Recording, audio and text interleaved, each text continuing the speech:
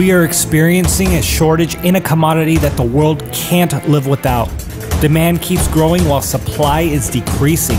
Major mines were permanently shut down in Ireland and Australia, and shocks to the market could get extreme, which could send prices soaring. The world's fourth most in-demand metal is zinc. China's desperate for it. Learn more about how you can profit from this bull market at crushthestreet.com/Zinc One. Again, that's crushthestreet.com/Zinc One.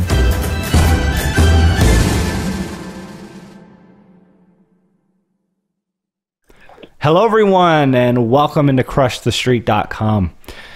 I gotta tell you, zinc has been one of those metals that have been on fire lately. You know, 3,300 a metric ton, and $1.50 if you measure it in pounds. And I mean, one of the hottest performing commodities of the last couple of years here, making serious moves. And we're going to get an update today with the president and CEO of Zinc One, Jim Walchuck, a core position for us here at crushthestreet.com. Jim, thanks for coming on the line with me today. Hey, my pleasure. Jim, let's start off by just reminding people why zinc is so important in the world today and what are its primary uses. Yeah, its primary use basically is in the galvanizing industry. Like, make sure that anything that's constructed that you don't want to have rust happen to it and fall apart needs zinc. It's the only economic viable alternative to make sure that happens. There are other things that you can do, but at each and every time that you do those other things, it becomes more and more expensive. For example, stainless steel or other exotic steels are out there that use nickel or manganese for hardening, and different things like that will help you help the steel not rust. But the cheapest by far is just galvanizing it with zinc. So that's the primary function. It's used in pewter, and it's used in other industrial uses as well. It has some exotic things. For example, you can use it for sunscreen. Everybody takes a zinc lozenge every now and then because your body needs it. But if you take all of the other 20 things that it's used for, it totals up about 11%. The industrial use, including galvanizing, accounts for 89% of the use of zinc. So that's what its primary use is for. So as I mentioned at the start of the call here, zinc has been going up quite a bit. And I'm wondering, why is it? Why are we seeing such a dramatic rise in the zinc price right now? That's a real good question, and that's the one that actually keeps me up at night. Is that price going to fall off again? So every time that I'm out there marketing, or not marketing, but are in contact with people, industrial specialists, I'm always asking the question. This is, well, what do you think is going to happen with the zinc price? And you know what? I always get the same answer. It says there's just not enough of it. Since they shut down the three big mines, I think it was Brunswick in Canada, and then Lachine in Ireland, and then the Century mine in Australia, and then with the big push in China to improve the environment, which is as you can see, they're making a dramatic push. Lots more electric vehicles, lots more high-speed trains. They really want to clean up their pollution because too many people essentially are dying from it. They shut down 26 of their mines and immediately became a net importer instead of a net exporter. So that's dramatic. You have some big players out there, but they've shut down and shut down some of their mines as well. So the net result of this is there isn't enough to go around. And if you take a look at the London Metal Exchange on Kitco, you can actually see a decrease of the stockpiles. And that's the London Metal Exchange, and that mirrors what's happening in Shanghai and other stockpiles around the world, is that you're down to typically a worldwide 10-day supply right now, maybe 11. And typically you have 42. So you can see that people are watching it very closely, and they're trying to make sure that they buy when they can, but obviously it's supply and demand, and now the price is up to about $1.50. It went down to $1.40 a little while ago, and right back up. So what does that tell you? I mean, there's a need, and there's not enough of it. So when I talk to the industry experts, I'm getting the same answer, Jim. It's just they don't see any change for at least a couple of years. And these are the big players. These are the people that buy the stuff and distribute it to smelters. So if anybody's going to know that's their livelihood, they know. So I'm curious, zinc has obviously been going up quite a bit. Is this rising price a burden on the companies who use zinc and are purchasing it for its industrial purposes? No, it's going to be a burden on the people that want to have buildings built and cars made and stuff like that. Eventually, you'll see a little bit of a rise, but it doesn't account for the majority of the cost of that. Zinc's not that much of the very cost of the metal itself. It doesn't the steel is the major cost. Galvanizing it is because it's so thin, doesn't actually cost that much more to do it, but it just benefits the people that are actually producing the zinc metal. That's an interesting point. So it's significant for the producers, but almost insignificant on a percentage basis for what it's used for. For the end user. For the end user. So the upside. That's the way I see it. The way I see it is just as you explained it, and the analogy is uranium. It doesn't matter if uranium goes to $100 a pound. It really doesn't matter because the overall cost of energy, it only represents 1 or 2% of running a nuclear power plant. So it could go to $100, even though it's trading at $20 right now. But if it ramps up to $100, it really, the end user doesn't see the difference. Your cost per kilowatt hour wouldn't go up hardly at all. And that's the same thing with zinc, because it's, even though you're paying, say 100% more from it from a couple of years ago, it's still a very thin layer that actually goes on the steel, so to keep it rust free for years and years. So, Jim, what are your thoughts in terms of the cyclicality of zinc stocks and where we are with precious metals? Are a lot of these stocks still dependent on a dynamic precious metals market, or is zinc kind of on its own? My take would be that it's on its own because it's an industrial metal. If the economies improve, gold is not going to do that well, right? I mean, people will then move their money into different financial vehicles. But if the economy continues to grow, they continue to need industrial minerals in which to grow and build. So I see them actually as a little bit separate. I mean, when people get scared and there's always a need right now because is the economy going to go? Is it going to drop? They don't really know, but it's an all-time high. But it's the sentiment is that times are good right now and people are building. You look in Vancouver, they continue to build condos, even though the prices are going up. And I think that is synonymous with what's going around the world right now. They're forecasting positive things out of Europe, positive things out of Asia, positive things in the U.S. All the infrastructure is going to go ahead there. Everybody's expecting this big infrastructure plan to come. That's because the sentiment is positive on the economy. Well, that means there's going to be growth. People will buy cars. People are going to buy trains or build trains and tracks and everything else. So they're going to need zinc to do it. Otherwise, there's no point in building something that's going to rust out on you in 10 years when you get into building massive infrastructure. You want that thing to last for years and years and years, decades. So is it a China story still that primarily is driving the zinc market? Because you mentioned Vancouver, Europe, and places around the world.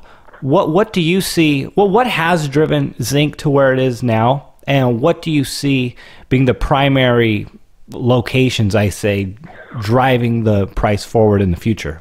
The last time that we chatted, I told you that China was doing very well, which it still is. It doesn't seem to be coming off the rails. It's continuing to grow. I think China's at the point where the U.S. was when it was a behemoth as an economic power and growing, and it really didn't need outside investors to build things that it could fund itself. The banks became so wealthy. And I think China's sort of the same way right now. They even though they still are the manufacturing capital of the world, they actually have they can fund themselves right now and build up the infrastructure. And they're building this massive project to connect Asia, I guess, with this huge rail line. And that's going to take a lot of industrial minerals to do that. So, and then it's growing internally. They continue to want to move more and more people to urbanized centers away from the farmlands and things. That's still part of their policy, and I think that was reiterated in their last 5-year plan where President Xi was talking. But having said that, so I think China is China. I think it's a self-governing, massive economic powerhouse right now. But you also have places like Vietnam that are coming to the forefront too, because they're starting to become their own little powerhouse. And then so you got all these little Asian countries that are sort of trying to be competing with China, and because they want part of the pie as well. Take that over there to India. Now that corridor plan is still going ahead. It's a 1,700 kilometer corridor between Mumbai and Delhi, and the plan is still to build 26 megacities, 23 airports, two ports, the rail line, a massive highway, 23 industrial centers to accommodate this. So all of that infrastructure's got to be built. And if you've been following India at all, President Modi is a pretty dynamic guy, and he's trying to drag India into the 21st century for sure. And I think he's that kind of an individual. He's a very interesting man, and he's a very dynamic man. He's really shaken up the government. People actually show up on time now to work. I get little tidbits from friends that I still have over in India, and he says that it's quite remarkable what he's doing over there. And then you get what's happening in the U.S. and Europe. I mean, the U.S. is starting to turn around. You got an all-time high in the stock market. The sentiment is positive. It just augurs well down the road that I can see anyway. In the foreseeable future, I can't tell you everything comes to an end or slows down or you'll have dips and cycles, but I just don't see it right now. I think it's quite positive. And when you start building up your infrastructure and your airports and highways and bridges and things that need it right now, well, that's just going to put a little bit more pressure on the price as well, from my perspective. Sure. Well, Jim, I'm a big believer in capturing value through equities and having exposure to these cycles through equities for that leveraged upside. And so let's give everyone an update on where we are with Zinc One and kind of the roadmap here as we close out 2017 and go into 2018. Oh, fair enough. We did not, and I'll be honest with you, let's be fully transparent here for your investors. We didn't get our permits as fast as what we wanted to, but we got more permits than we expected, which is going to augur well for us, or better for us in the long run. And what we were doing is trying to get the permits based on the closure environmental impact assessment that was in place. And it took us a while to work with the community and the previous operator, because the previous operator had other plans. They wanted to complete the closure and have the government sign off on it. And we had to interject ourselves because we were the new concession owners, and we said, no, stop what you're doing. And the community was sort of saying, let's be nice about this, let's be professional. And the community finally called a meeting, had all the parties together, and said, you know what, we're gonna cancel the agreement that we have in place with the previous operator, and told them that, and then signed the community agreement for us. And after that, all the dominoes fell into place, because once you have that agreement, you can have access to the site. Even though we had the concessions, we didn't have the right to get on them. So all of these dominoes started to happen. We were able to do the environmental work, to update the environmental. We then submitted our application to the Minister of Energy and Mines. And I was just down there in Lima last week, had a wonderful meeting. These very, very professional. They helped us immensely. They took basically control of the whole process and walked us through, because this has never been done before. Nobody in the world that I know of stopped the remediation process of a mine to start exploring again. So when the regulators tried to look for a regulation to say where this fits in and to issue a drill permit, they couldn't really find one. So they were a little bit confused. So it was the Ministry of Energy and Mines that essentially said, come talk to us. Let's see what you need. They're obviously very pro mining down there, and everything started to fall into place. And while we were waiting for all this to happen, we decided to go ahead and start some channel sampling in the Minichica and Margarita areas. That's because really we think there's a lot of potential in that area, and it only accounts for 10% of the historical resource.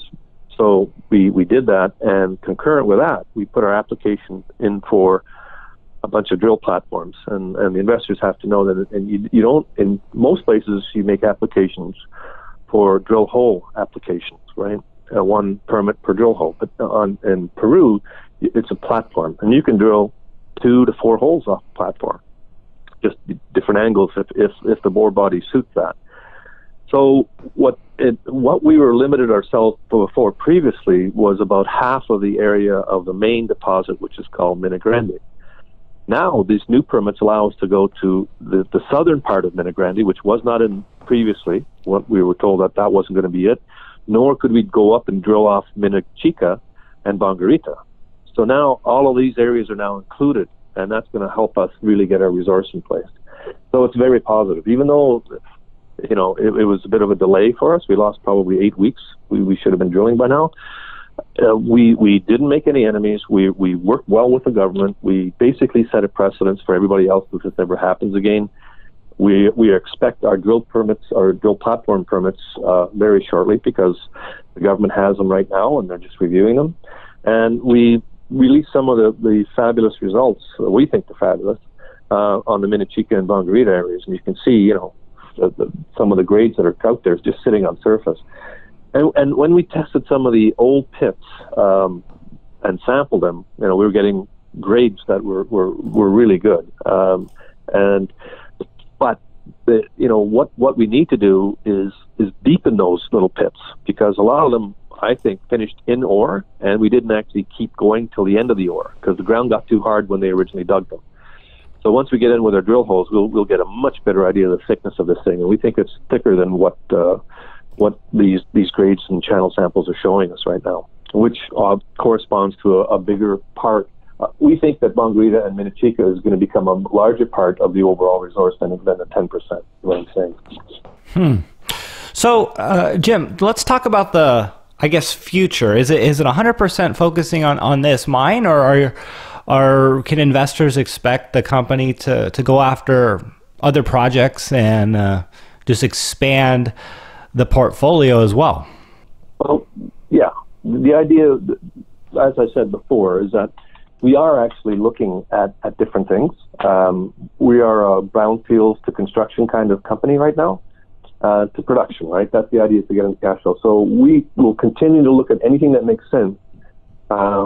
We can probably take on 1 or 2 more projects if they're the right projects, but they have to be the right projects. They have to be short-term to production is the idea, and make economic sense in good jurisdictions. So we have our guidelines that we follow, and we're looking at things right now. So the answer is, if it fits in, yeah, definitely.